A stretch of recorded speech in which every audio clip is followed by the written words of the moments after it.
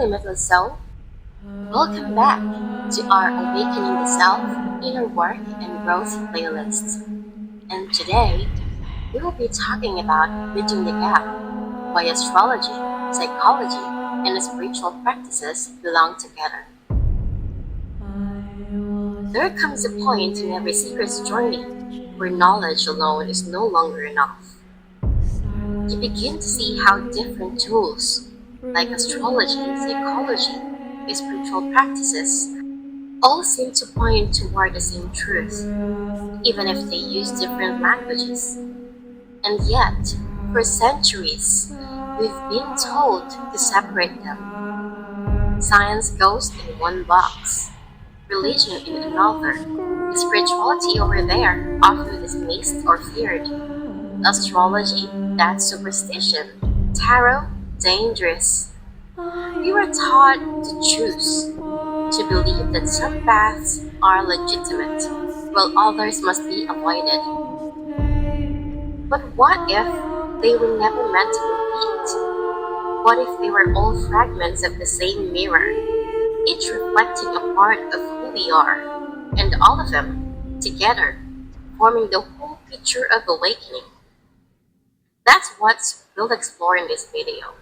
How astrology, psychology, and spiritual practices are not separate roads, but complementary paths that leads to deeper self-knowledge and inner freedom.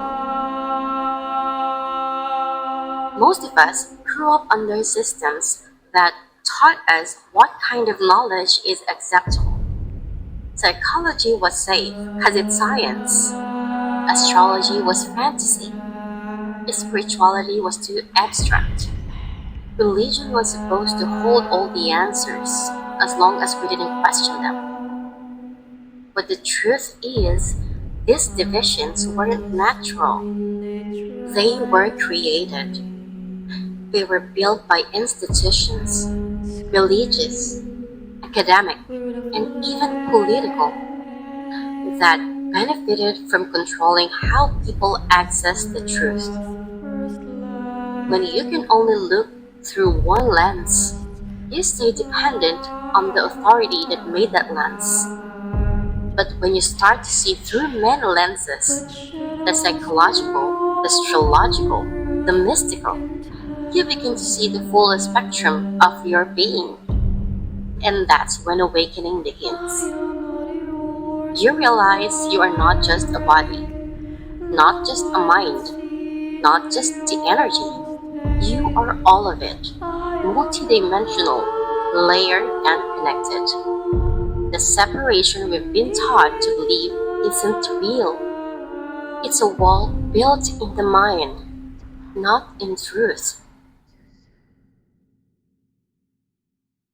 Why people fear these modalities?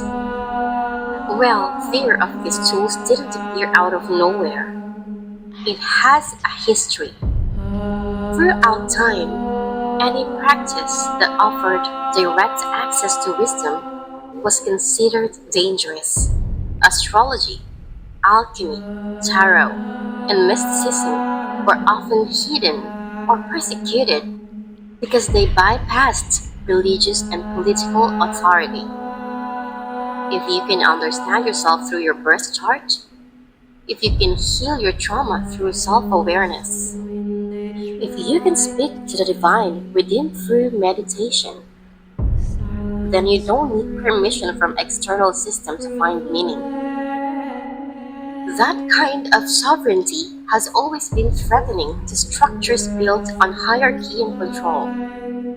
So, they taught us to fear what could free us. They said it was evil. They said it was delusional.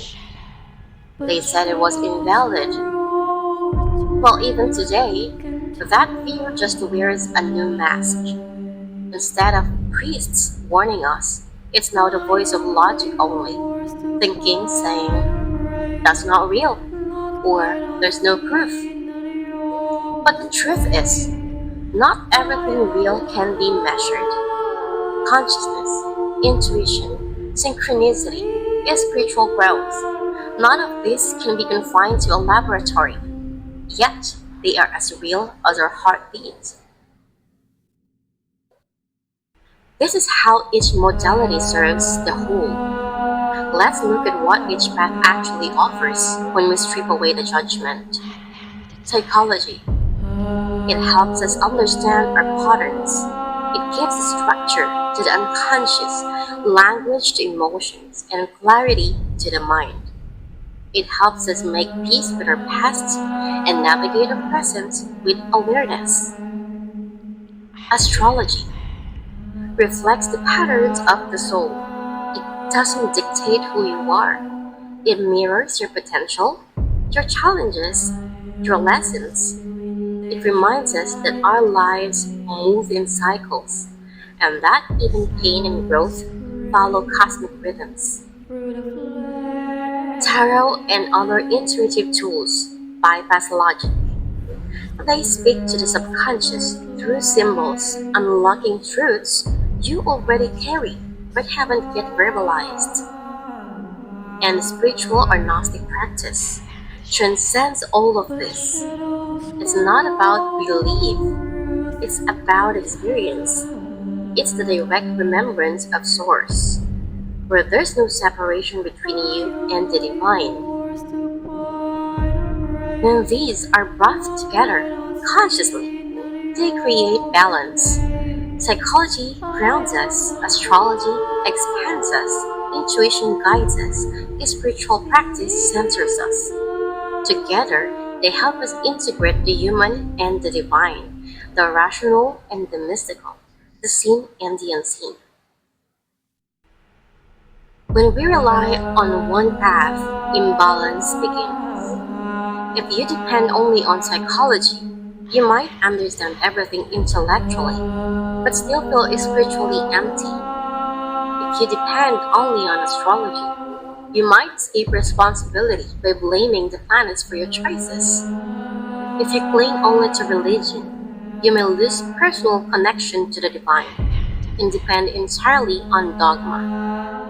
And if you rely only on intuition or symbols, you might get lost in abstraction without grounding it into everyday life. Each tool on its own is incomplete, but together they form a holistic system for growth. Integration doesn't dilute truth, it deepens it. There was a point in my life where I swung between extremes. I would meditate for hours, chase transcendence, and try to rise above pain, but only to realize later that I was avoiding it. That's what spiritual bypassing really is, using light to hide from shadow. Then came the opposite phase, where I focused only on psychology. I analyzed everything, my trauma, my patterns, my wounds. But even that became heavy after a while, because analysis alone doesn't heal. Awareness must be integrated with presence. Slowly, I began to see that these weren't opposing paths, they were allies.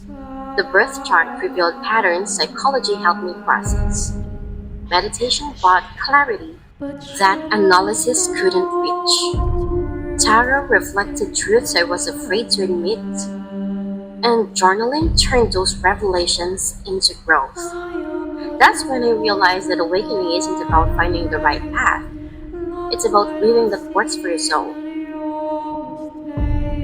Integration means seeing everything as part of one system. It means you can study psychology, and instead of making it unspiritual, you bring awareness to how it describes the mind's evolution. You can look at astrology not as fate, but as energy patterns helping you align with purpose. You can practice meditation, but not escape, but to anchor those insights into your daily life.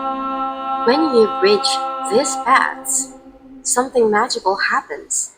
Life becomes a unified classroom. Every emotion, every thought, every sign, every challenge, all of it becomes a lesson in consciousness. And that's the true meaning of awakening: integration, not escape.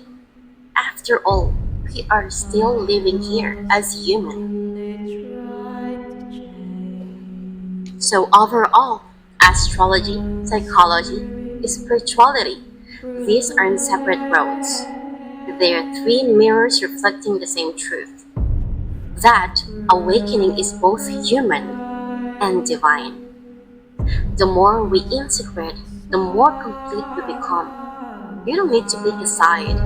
You don't have to fit into any label. You only have to stay open to what resonates and let truth unfold from within. The beauty of this journey is that no matter which door you walk through, you'll always end up in the same place: yourself. Because every tool, every symbol, every insight ultimately points back to the same truth: that you are whole, connected, and capable of remembering your own light. So stay curious, stay grounded, and keep remembering.